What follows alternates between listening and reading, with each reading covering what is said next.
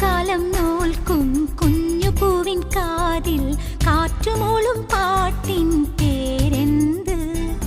വെള്ളിമേഘത്തേരിൽ വന്നിറങ്ങും പ്രാവുകൾ കൂടുവയ്ക്കാൻ തേടും